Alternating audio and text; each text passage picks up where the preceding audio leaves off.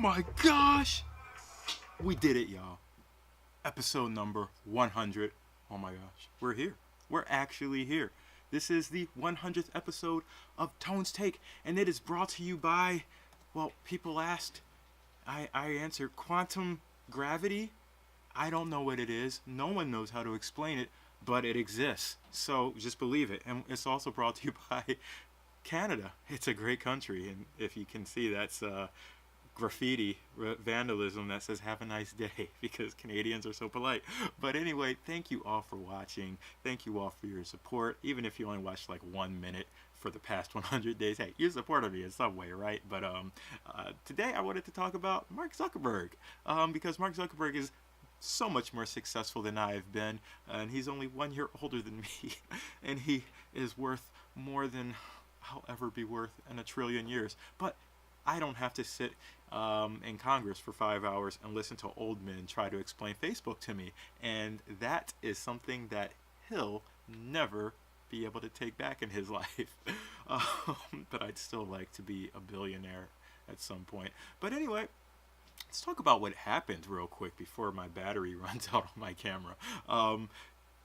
Mark Zuckerberg testified on Congress about all things Facebook. Basically, if you have been living under a rock or aren't on Facebook or social media at all, you know that Facebook has come under a lot of scrutiny and pressure in recent weeks because of this whole Cambridge Analytica thing, this company that scraped data from 80 million, 100 million, some hundreds of million people, and then they used that information purportedly for Trump's, use, in his organization's use while they were helping him get into the White House. And I say, yeah, okay, fine. Maybe they did help him, maybe they didn't. But look, here's the thing. If someone really wanted to vote for Trump, I don't think targeted ads based on the information that was stolen off of Facebook's, servers would have helped to sway them anymore.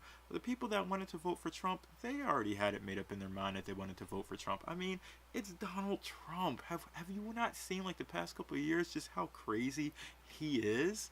Like, believe me, the people that wanted to vote for him did not need to be any further swayed.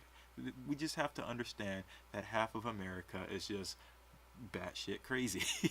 But no, I'm not trying to diss all my American friends that actually voted for Donald Trump, even though I think he might be some psychiatric help.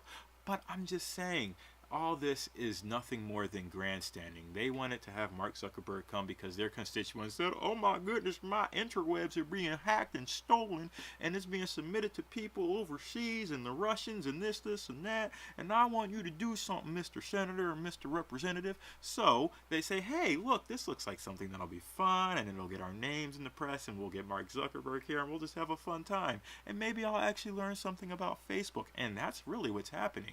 Mark Zuckerberg basically spent 5 hours explaining what Facebook is to most of these tech-illiterate 80-plus-year-old senators who would probably rather be sleeping in bed in their Depends and having someone wait hand and foot on them.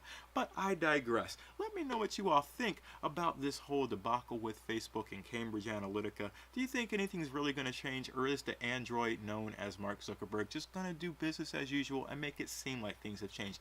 Never forget, Facebook is free.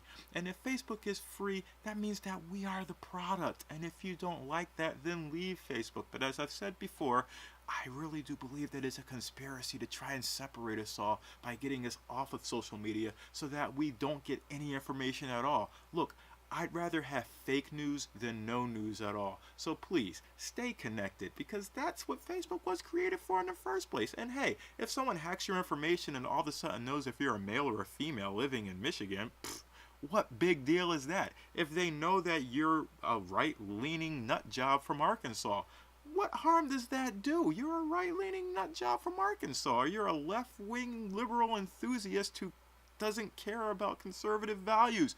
Who cares?